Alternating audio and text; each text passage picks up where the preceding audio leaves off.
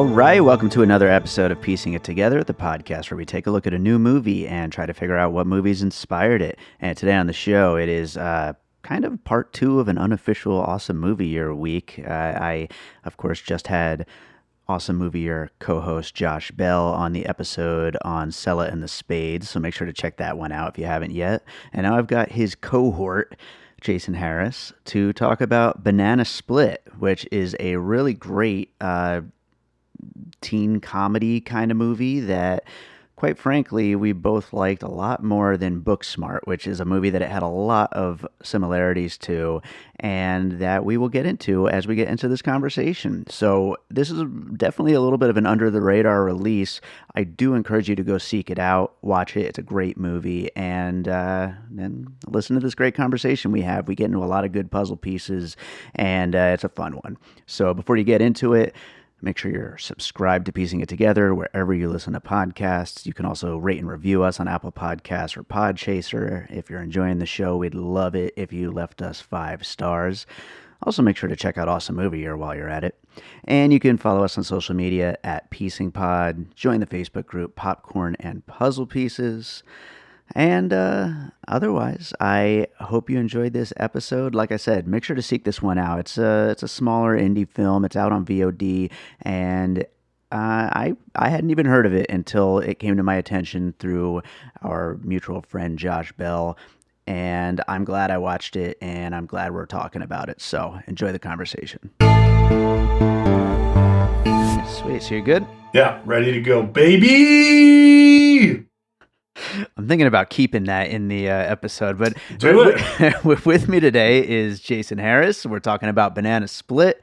Jason, how's it going, man? I'm doing well, Dave. Finally, I have persevered and have gotten through all the walls you have put up to have me back on Piecing It Together. Keep seeing you have all these other bums on, you know, Yeah. and then it's like, let's get to the meat, baby. I love that I opened up the floor to older movies as well. I mean, there's just so much that we could cover, and yet I still can't seem to find room for poor Jason Harris. I'm such a mean guy, aren't I? That's okay. We can, I think we'll find another movie after this. There's so many movies out there. I think we will. And as we learned last year from Parasite, other countries make movies. They do. There are a lot of movies out there, all different kinds. Well, I want to ask something I've been asking most of my guests lately when we kick these things off. Is this movie Banana Split? Where'd you find out about it? How did it get on your radar? And what made you think that you would want to maybe talk about it here on the show? I like these questions. So, where did I find out about it? I heard about it through my dear bestie there, Josh Bell, my co-host from Awesome Movie Year. And, we talk about all types of movies, but we both have an affinity for like these kind of, I guess you would call them like girl buddy films, like Sure. You and I have talked about it in the past because we did the Booksmart episode. So Yeah. I like buddy movies in general. And I really like it when they're have two well-written women, because as a man, I think that's a very, and a writer, it's tougher to write women for me than it is to write men, but I love seeing fully fleshed out characters. And of course, that was one of the problems I had with Booksmart is Sure. those two characters, while they were fleshed out, I didn't think anything around them was. So the reason I wanted to do this episode is because this is like an anti-Booksmart to me, because I really love this movie. And we trashed Booksmart. Dave, We kind of did. you. Yeah. So I want people to I want to celebrate a female buddy movie that that does all the things right that I think Booksmart did wrong. I think that is exactly where we'll kick it off. I also found out about it from Josh. I certainly was not on my radar. It's weird. This movie, it's listed as a 2018 movie, but then it came out in some festivals, I think, in 2019, and now it's listed as a 2020 movie. I mean, I don't know. It's has a weird shelf life, I guess. But I was glad to watch it, though. I mean, it like you said, it is great, and it it really does. I do think Booksmart is the puzzle piece we should kick it off with. I'm sure, we both have it on our list, so we might as well just start with it.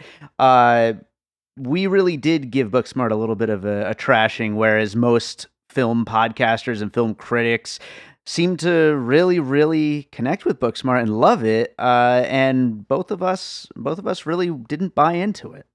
I didn't buy into it. I'll say a few things that I thought were done really well in Banana Split, which I don't know why it wouldn't get the same amount of attention. I guess the stars aren't as big, or Olivia Wilde didn't direct it. Mm-hmm.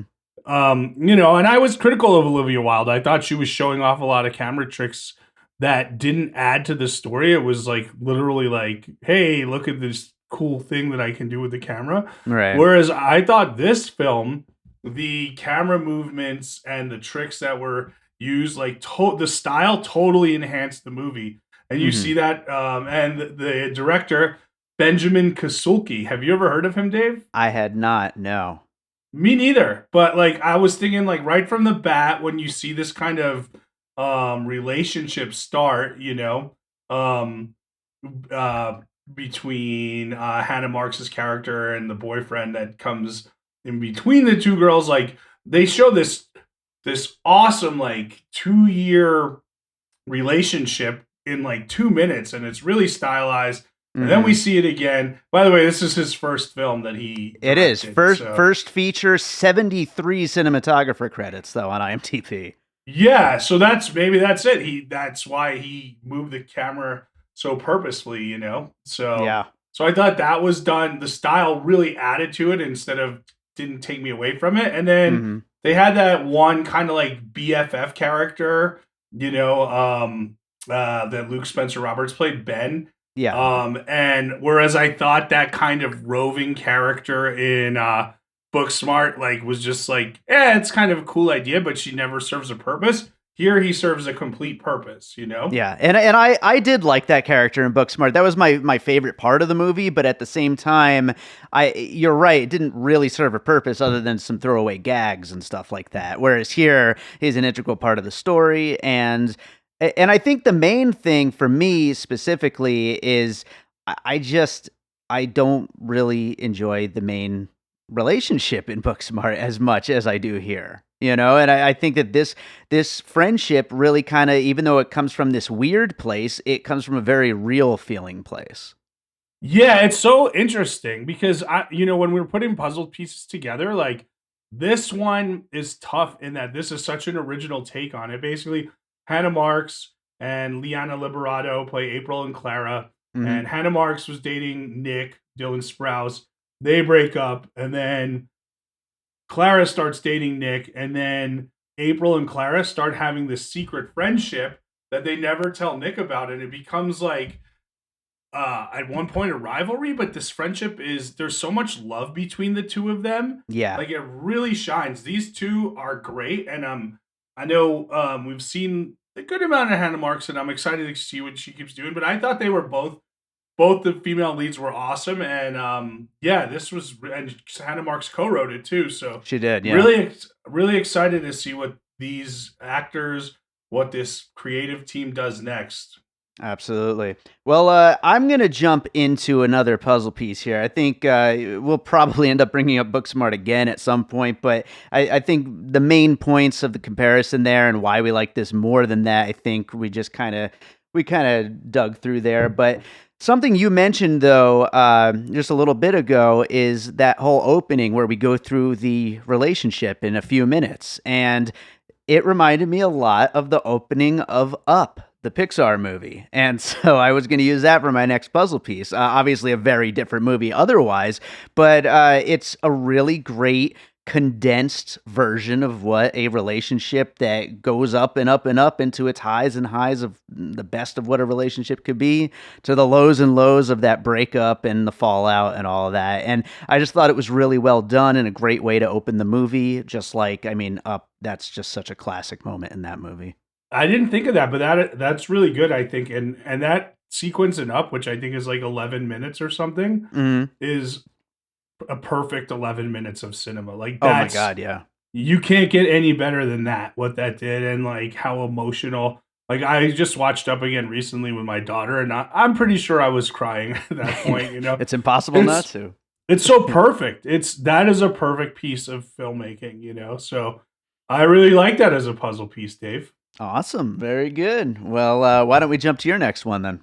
Okay, so I knew we were going to talk about Booksmart, so I didn't actually make it a puzzle piece. Hmm. So really, what I was trying to do is look at different relationships and different friendships and different rivalries, and kind of go there. So the first one I thought of was Ghost World, Nice. Terry Zweigoff's movie from maybe 2001 with Thora Birch and Scarlett Johansson, and they're these kind of indie hipsters whose friendship is so specific, just Yeah. like kind of these characters' friendship is so specific.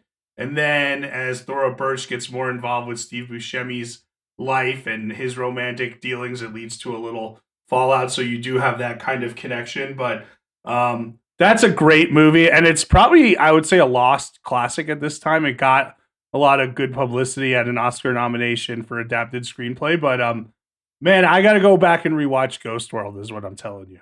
I feel like Ghost World would make a great cult classic episode for a 2001 season of Awesome Movie Year for sure. I think you're right. Yeah. And I'm glad you brought it up because that was actually the movie that I was telling you before we started. I have like 4 or 5 puzzle pieces, but I wasn't sure about my 5th one. I haven't seen it in so long. It's a great movie, but I didn't know if I really had enough to talk about on it. But so I'm really glad you brought it up because it definitely did remind me of that kind of a friendship, a very specific friendship. Yeah, and I could just talk about anything for however long, Dave. It's kind of what You're I good get at paid that. to do. There you go. That's why you make the So, big bucks. just tell me you need me to fill time. I'll bullshit this whole episode. Nice. All right. So I'm going to go with my next one, and I'm going to jump to TV for a minute for the TV show Girls from HBO. I think, again, like I said, the biggest strength of this movie is the realness of that friendship between these two girls. And I feel like this it's got a little bit of that feel of what they were doing on the show Girls, with the way that they were really kind of capturing the moment for these kinds of women, and the some of it feels heightened at times, but then when you kind of really dig into it, you're like, no, that actually probably is what these people would be like if they were friends and they were thrust into this kind of a situation and the obstacles that are being thrown at them. So I thought that there is definitely a little bit of a comparison to be made there to Girls. I think that's a good pick, and I have a love-hate relationship with Girls because I think it almost went like good season, bad season, good season, bad season, like Totally. kind of like Homeland, right? And Yeah. when it was good, it was so good. But then Hmm. when it was bad, it was so bad. There was no in between where that show. It was either great or horrible. So, um, Yeah. but yeah, Hannah Mark seems like she could be the type of creator who could create the next iteration of something like that, right? I could So totally see that. Yeah, absolutely. You said you'd seen Hannah Marks before. I hadn't actually seen her before, I don't think, in anything. maybe she just looks familiar. I don't know. So, Yeah, well, You're the Worst. You know that TV show was kind of a critically acclaimed, and I don't sure. know. She's good though, and Awkward. That's where I know her from. So, Oh, yeah, yeah, for sure. so Well, yeah. what do you got for your next piece?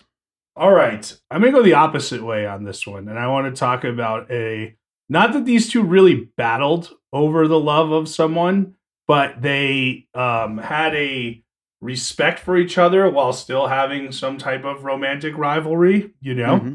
Sure. And to me, the best version of that is Rushmore, you Okay. know, forever, because Mr. Bloom and Max Fisher respect each other so much that they heighten their war to get the object of their affection to levels unbeknownst to humanity before that film. So I think that's one of the more interesting versions of. I don't even want to call it a love triangle. I want to call it like a battle, you know. Sure. So Yeah. and the complications that come along with it because their friendship started first and then it became a situation. And there's so many complications. So Rushmore, my second piece of my puzzle. Love it. I think that's a great piece, and yeah, I love the idea of this. It's not quite just a love triangle. I mean, they have to set all these rules. They have to. They're always on the verge of possibly throwing off their friendship because of this whole situation, but they persist because there's that love there, like we were talking about earlier. I like that. Yeah, yeah, and we've talked, and I hope it's not one of your puzzle pieces because I know we've done it before, but and we did it on Awesome Movie Year also was super bad, but Mm. that relationship between Sarah and Jonah Hill is the backbone, and it's what makes that movie so lovable. I feel like these two did such a great job, Hannah Marks and her name is escaping me, even though I mentioned it earlier. You know, Liana Liberati. Liberato. That's Yeah, right. Yeah. there you go. They did such a great job of establishing that bond that they were able to play by the rules and go on trips together and even kind of broach subjects that they weren't supposed to and let it go. So Yeah. yeah, it was great. So Absolutely. Well, I'll jump to my next piece then, which is a movie I absolutely loved from a few years ago, Ingrid Goes West. And I think the idea of these two young women forging a relationship that's based on different kinds of secrets, but basically on a secret. In Ingrid's case, it's this dark lie that she's, behind the scenes of the fact that she knows who this girl is and she's following her, and all the things that go into that crazy movie. And in this case, the fact that they have to hide this fact that they're both being friends behind the back of the boyfriend. And I think they both go into some really great areas of comedy because of the secret that their friendship is based on, and it really adds to the scenarios that they're able to build out of the relationship. I didn't like Ingrid Goes West, I have to Oh, admit. So oh, I love um, that I, movie. I thought that there were like Booksmart, so many unearned moments in there, Hmm. like the forgiving of Ingrid for all the shit that she did, for instance, throughout the movie. I, But I can see what you're saying about creating a relationship under odd specific terms. Sure. Yeah, and I mean, we could have a whole conversation about that ending. I don't think it's quite as it seems, but we'll save that for another time. I get what you're saying, but let's not divulge that. Let's keep the audience wondering. There you go. I like that. All right, what do you got for your next piece? Hey man, let's talk about one of the all-time great female buddy comedies, Romeo and Michelle's high school reunion. You Nice. know, we got a relationship that's now 10 years later, and they haven't hit the goals they've wanted, but they create this kind of world for themselves. And when we're talking about style, this was a very stylized film. So between that kind of tone, style, comedy, and female friendship, that was definitely on my list of a really interesting movie that again should be revisited here. Yeah, absolutely. I was just googling it just to see what year it was. It was 97, but was there a sequel to that movie? I don't remember that. I think there was a TV show, right? Like Romeo and Michelle in the beginning or something like that. Yeah, yeah. Okay. I didn't even know that they made that. Interesting. But And yeah, I classic. bet you that someone tried to do like a live stage version of it too at some point. That would make a lot of sense. Absolutely. I could totally see something like that happening. But yeah, no, absolutely great piece. And another movie I haven't seen in a million years, but really, really great.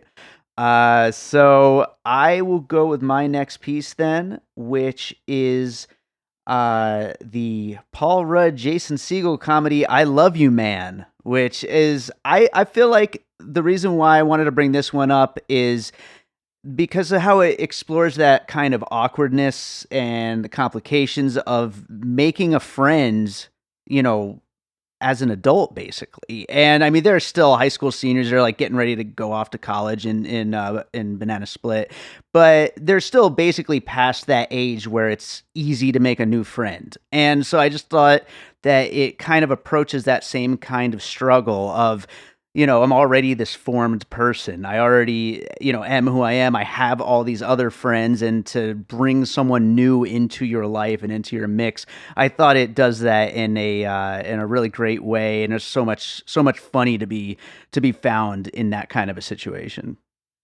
Yeah, that was a great movie. I haven't watched it since it came out, but that's a good pick that that just I wouldn't have thought about. I really like that. And then can I make another comparison about these two movies? Sure. So, one thing that I didn't really love about Banana Split was the Hannah Marks's younger sister, who's about like 13, and Mm. she's just a foul mouthed little heathen who talks about wanting to bang her sister's boyfriend and marry him and all that. Yeah. Um, as opposed to J.K. Simmons' character as the supportive dad in I Love You Man, where he's telling Sure. Andy Samberg like he's rooting for him to get all the cock that he can, and he's so open and supportive about it. It's an interesting play on two different characters in that realm of open sexuality, I guess. I feel like they're both pretty great characters. I'll take them both, but I don't know, definitely man. J.K. Simmons I is a great though. Yeah, we've seen the like young boy, young girl like with a filthy mouth before, and Hmm. like I don't know. I thought everything else was so real in Banana Split that I was just like, meh, that character doesn't do it for me. Gotcha. Yeah, I But could see that. I love the comparison. I think that's a very good friendship movie. So, Awesome. Well, what do you got next? I'm gonna go with the most fucked up friendship movie of all time. Okay, Oh boy. and again, I'm harkening back to the '90s. Neil LaBute's In the Company of Men. You ever see this movie? I have not. It's about two male coworkers slash friends who get so fed up with the opposite sex that they decide to torment a deaf mute female coworker by dating her and really just mind fucking her the whole time. Wow. And it's a really ballsy, gutsy movie. I wonder if it could play today. Yeah, that sounds a bit rough, but it sounds kind of great though. It sounds it insane. it was, and I thought Neil LaBute was going to be like this amazing auteur, and he did some other things, The Shape of Things, this and that, and like more known as a playwright than a director now. But yeah, I don't know. We're talking about friendships based out of romantic entanglements, and this one was really based on that. This is the first movie I think Aaron Eckhart, any of us really saw him in, and like I think he's a really good actor who doesn't really get enough credit a lot of the time. Yeah, he kind of disappeared lately. He's not really in anything ever. I never see him. But he Yeah. was great. Anyway, I try to bring some some stuff that maybe we haven't seen before to these. That's a lot of people haven't seen, and I recommend In the Company of Men, and that might be a good one for us to dissect in a future episode. That is true. That could be a good one. I'm actually very interested in watching this. It sounds Yeah, really great. I could tell by when I was explaining the plot to you how shocking it sounded to you. Yeah. I was like, wow, this is not like something I've seen before, and that is what I like to see. So Yeah, yeah, it goes there, man. It really goes there. awesome. Well, I'm out of puzzle pieces. I had Ghost World on my list. So do you have one other one or Yeah, I have okay? one other one, and then one from a past episode I'd like to bring up again. Sure. Sure. So, Let's go so with my it. last one was one of the great surprises I saw in the past few years as a comedy that I didn't think was going to be funny at all, and it's so delightful and funny, and it just works. Like I think the heart of it works, and it's based on the friendship of female main characters, which is Blockers. I loved Blockers. Blockers was so much better than I would have expected. It was very fun. Yeah. Yeah. So, and it's about these this group of female high school female students who are trying to all lose their virginity on prom night, and their parents have to go out and stop them. But they all kind of find their own. The female leads all find their own truths. One has sex, one doesn't. Blah blah blah. You figure it out, but I really like the journeys and the honest endings that they all came to. Like they all didn't just be like, "Nah, sex is bad," or "Yeah, great, sex is great." Like they all went on their correct journeys. I think. Yeah, for sure. And Blockers and Banana Split, they share something in common, even though Banana Split is more of like an indie comedy, really, and Blockers is more of that mainstream studio comedy. Uh, they both are things that don't get made too much now because they just don't seem to do very well. It's like you either get these very, very, very cheap comedies or you get Marvel movies with a lot of jokes in them, you know? Yeah, I don't consider Marvel movies comedies, although Ant-Man is Exactly. the closest one.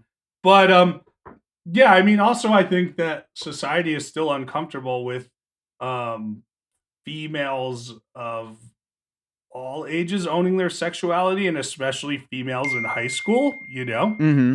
So I think that was the tightrope that Blockers had to walk.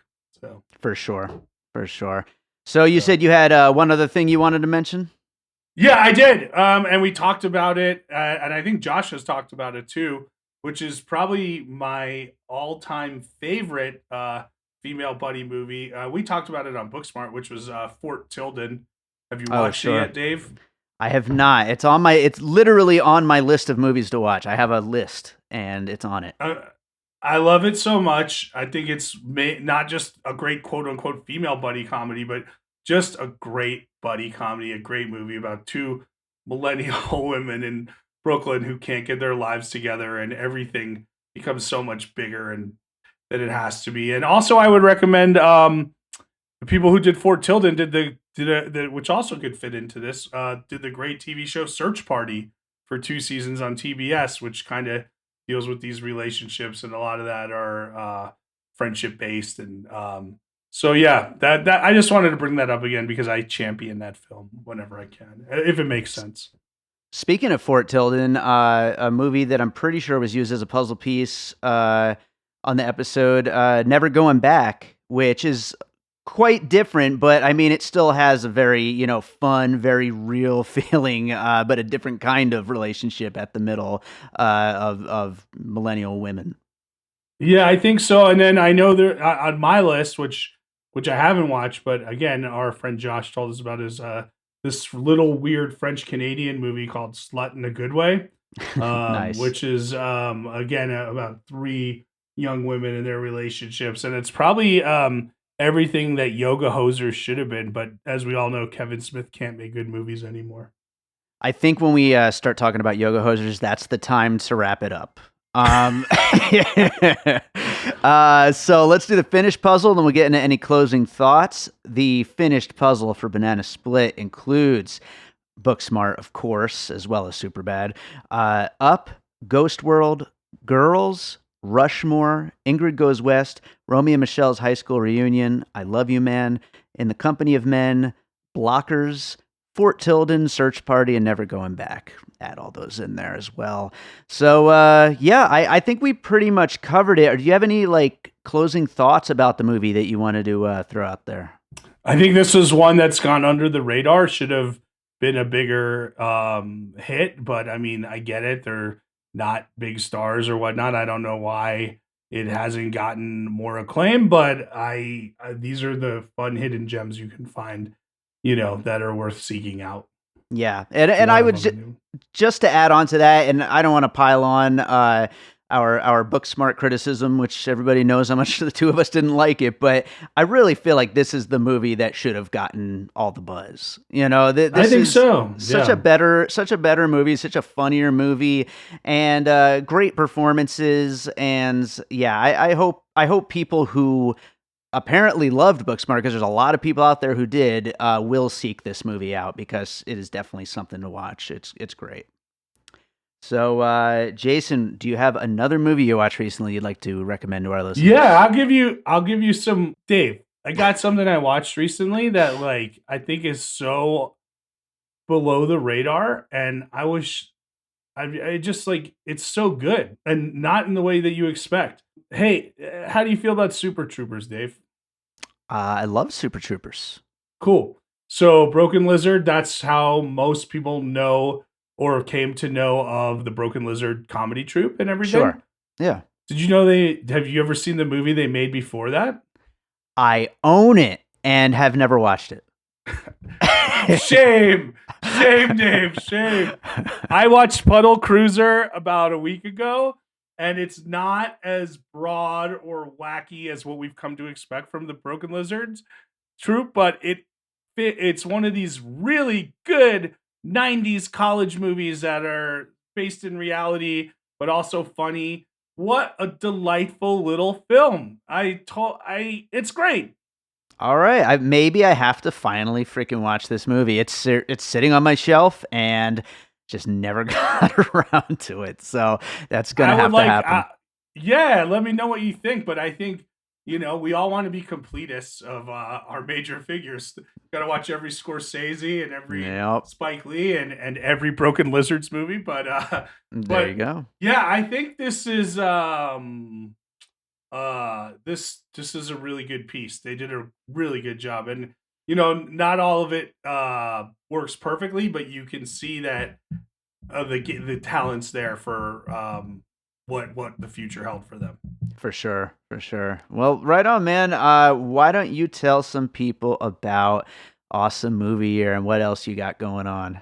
Yeah, if you haven't heard it, it's as we've mentioned, I guess he's like our really we've given him too many shout outs on this show already, but it's film critic Josh Bell and myself, and Dave produces it and also is a valuable member of the conversation. Each season we break down a year as to why it was an awesome movie year. We are currently in season 4. We've already completed 1994, 2007, 1989, and now we're in 1996. And each episode focuses on a different film and a different categorization of that film. So we'll always do the best picture winner. We'll always choose a box office bomb or a foreign film. And we'll always choose like a cult classic. So some of them are picked for us, the best picture or biggest box office hit. But then some of them we each have a personal choice in there. Usually the cult classics become very fun, as anyone who listened to Gleaming the Cube can tell you. And we disagree on a lot of things, which I think is important.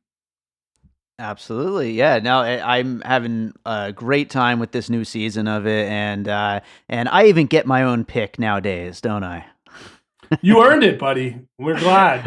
We're glad. So I would say we would love any feedback on it, and we're happy with how it's growing, and we appreciate that. So that's our other little venture here. Right on. What about your comedy stuff? What do you got going on there?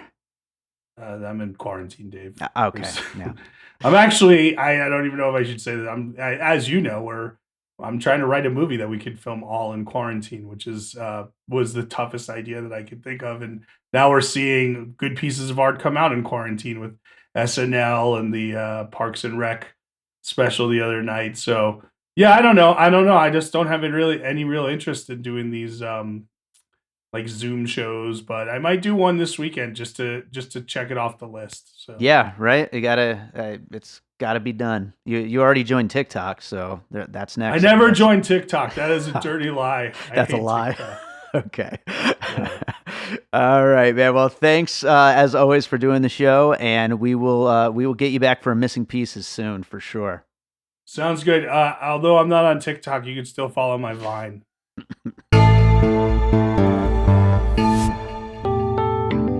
Hey, I'm Josh Bell. I'm Jason Harris. Hey, Josh, we're friends in real life, but we're also co-hosts on this new podcast called Awesome Movie Year, where we take a look back at an awesome year for movies and do a deep dive looking at movies including the Best Picture winner, the biggest movie at the box office, future cult classics, and more. Including the biggest flop. And this season, we're doing 1994. You can find us wherever you get your podcasts. That could be Apple Podcasts, Stitcher, or Spotify. We're all over the web as well at Awesome Movie Year on all the socials and awesomemovieyear.com. So please like us, subscribe, and if you do like us, give us a 5-star rating because we love you.